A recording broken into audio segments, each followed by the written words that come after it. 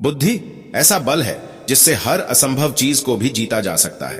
लेकिन बुद्धिमान कौन है और कैसे बना जा सकता है बुद्धिमान? इसका सटीक अर्थ गौतम बुद्ध की इस कहानी में मिलता है। बुद्धिमान यह ऐसा शब्द है जिसे तारीफ और तंज दोनों की अंदाज में कहा जाता है। यदि कोई काम बिगड़ जाता है तो उसे तंज कसते हुए कहा जाता है कि खुद को बुद्धिमान न समझो।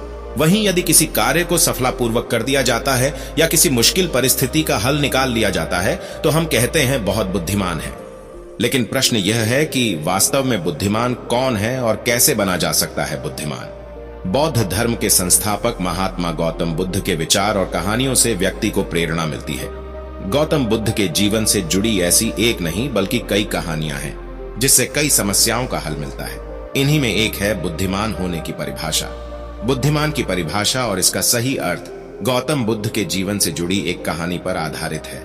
तो साथियों, कहानी शुरू करने से पहले आपने अगर चैनल को सब्सक्राइब नहीं किया है तो चैनल को सब्सक्राइब अवश्य कर लें और कहानी को पूरा अंत तक जरूर सुनें। एक गांव में एक लड़का था जिसका दिमाग बहुत तेज था।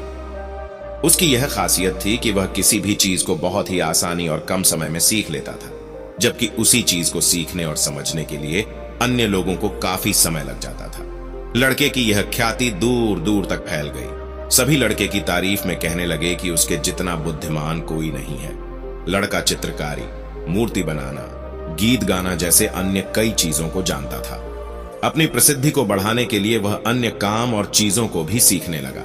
इस तरह से उसे अपनी बुद्धिमत्ता पर अहंकार हो गया, क्योंकि वह साधारण व्यक्ति होकर कई असाधारण काम भी आसानी से करने लगा था। एक दिन लड़के का सामना भगवान गौतम बुद्ध से हुआ।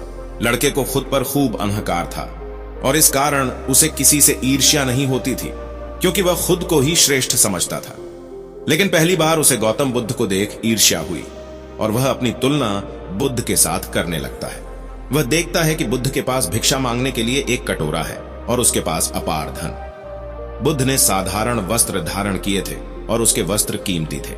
बुद्ध नंगे पैर थे और वह नंगे पांव जमीन पर पैर भी नहीं रखता था। इस तरह से लड़का एक नहीं बल्कि कई चीजों से गौतम बुद्ध के साथ अपनी तुलना करने लगा।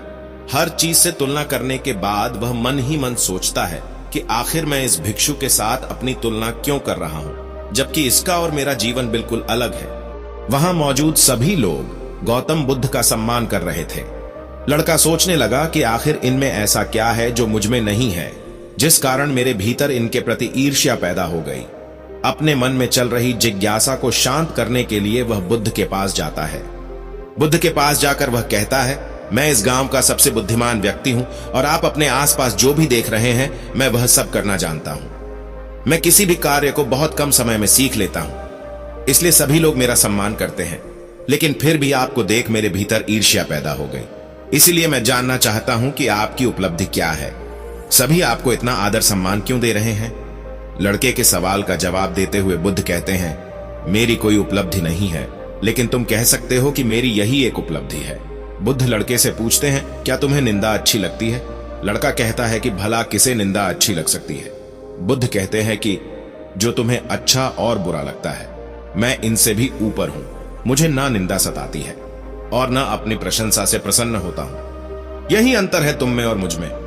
बुद्ध कहते हैं, तुमने सैकड़ों काम सीखे लेकिन सबसे जरूरी काम को सीखना भूल गए। लड़का पूछता है, कौन सा काम? बुद्ध कहते हैं कि क्या तुम्हें मन को नियंत्रण करना आता है? यह बात सुनकर लड़का समझ जाता है कि उसे बुद्ध से ईर्ष्या क्यों हुई। बुद्ध कहते हैं, जिसने संपूर्ण जगत जीत लिया लेकिन अपने मन को नहीं जीत पाया, उसने कुछ भी नहीं जीता। वहीं जिसने अपने मन को जीता लेकिन अपना सब कुछ गंवा दिया, फिर भी उसने सब कुछ जीत लिया।